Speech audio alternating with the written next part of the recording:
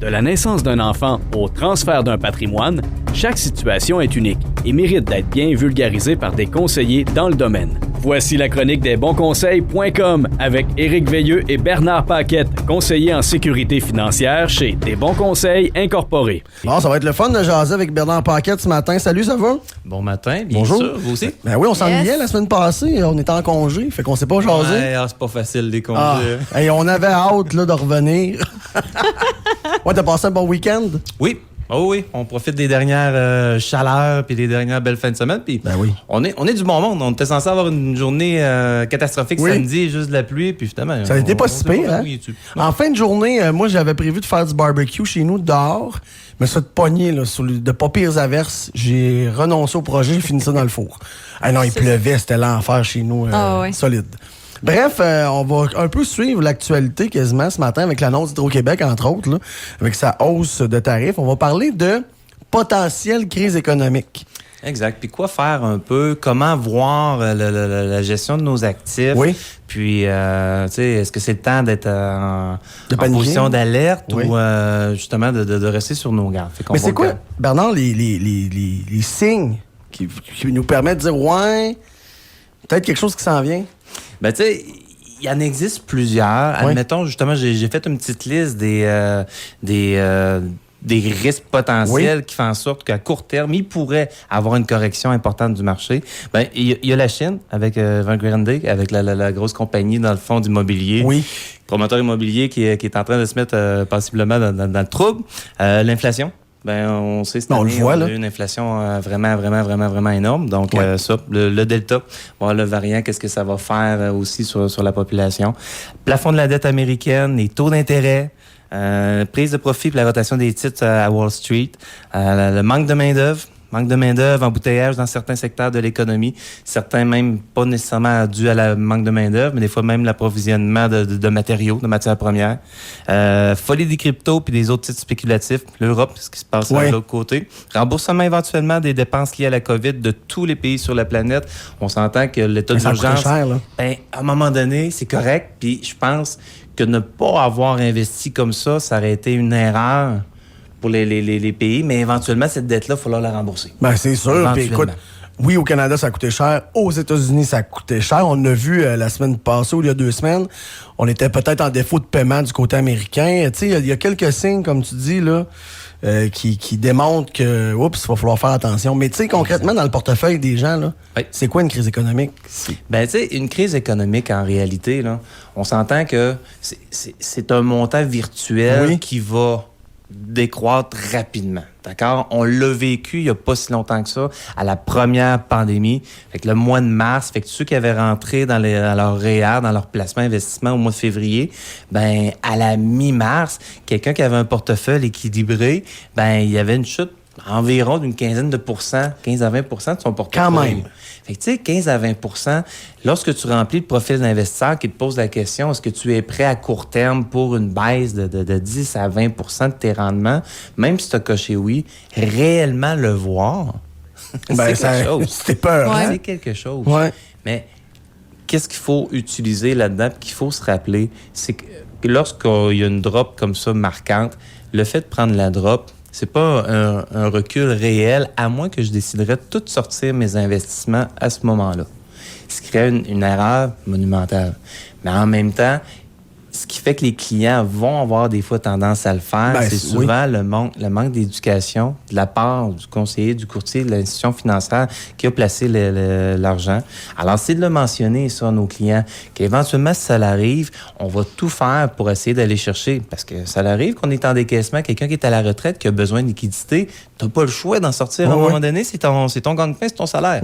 Fait que rendu là, qu'est-ce que tu fais? Si tu as tout mis tes œufs dans le même panier, ben, tu peux être un peu limité, mais tu essaies de limiter le plus possible tes sorties. Parce que quand tu fais une sortie, lorsque tu as une baisse marquante, ben, tu as concrétisé une dette. Une perte, pardon. Puis à l'inverse, si je fais des sorties, lorsque l'argent est en haute fulgurante, ben rendu là, je viens de concrétiser un gain. Oui. Je sentais que tu avais comme une question. Ben, souvent, quand on jase, je fais référence à mon père qui est comme mon conseiller financier. Là. C'est pour ceux qui n'ont pas le père comme conseiller financier, ben, qu'il fasse affaire avec vous. Mais mon père, moi, ce qu'il me dit souvent, c'est que quand on a des placements où on investit en bourse, il y a un mot d'ordre, c'est la patience. Puis si tu n'as pas de patience, c'est difficile. Faut que tu ailles, oui, c'est ça. Faut que tu laisses de côté les émotions. Puis l'argent, c'est très émotif parce que l'argent, ça représente des sorties, ça représente nos projets, ça représente des sacrifices. Puis des fois, on a tendance à être émotif avec l'argent alors qu'il faut être patient dans des moments comme ça parce que d'habitude, quand ça descend, ça va remonter, puis ça va remonter encore plus après. Ben exact. Souvent. Ça, c'est historiquement, on le voit. Les grandes chutes, des fois, ça va rebondir plus qu'on appelle en V, fait que ça va revenir très, très, très rapidement, comme celle qu'on a connue en 2020. Des fois, ça peut être en W, que ça remonte un peu, ça redescend, puis ça remonte. Mais il va réavoir une croissance. Ça, c'est sûr et certain. Puis ce que tu apportais au soleil, tu as entièrement raison. Quelqu'un qui connaît un peu l'économie et qui est un peu habitué avec les placements, un certain Warren Buffett, qui, lui, a décrit la bourse comme étant l'échange d'argent entre les clients impatients vers les mains des investisseurs qui sont patients. Okay. Si j'attends, justement, ça va se replacer. Puis à ce moment-là, j'apporterai des corrections. Moi, je me souviens, on parle de 2020, oui, à cause de la pandémie, mais je me souviens beaucoup, moi, de 2008 aussi. Où là, on disait c'est catastrophique, c'était la fin du monde immobilier et financier. Finalement, ça a remonté. Puis on croyait pas ça, là. Totalement. Moi, j'étais pas mal dans mes débuts d'investissement à ce moment-là.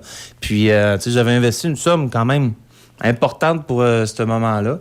Puis, en même temps, j'étais un peu zen avec ça. Ouais. C'était de l'argent que j'avais placé pour la retraite. Fait que dans ma tête, c'était loin.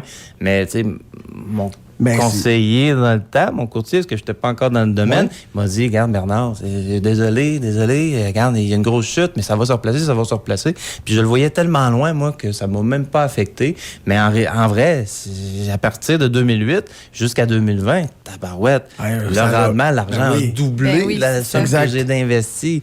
Fait que rendu là, avoir paniqué, puis avoir fait des modifications, c'est là qu'on va se tirer dans le pied. Puis quelque chose qui est important, nous, on travaille beaucoup avec les fonds distincts, puis fonds communs, qui sont des fonds de placement. Donc, un peu moins... ça va être un peu moins direct, un peu moins de fluctuations, que ce soit positive ou négative, que, mettons, de la bourse pure.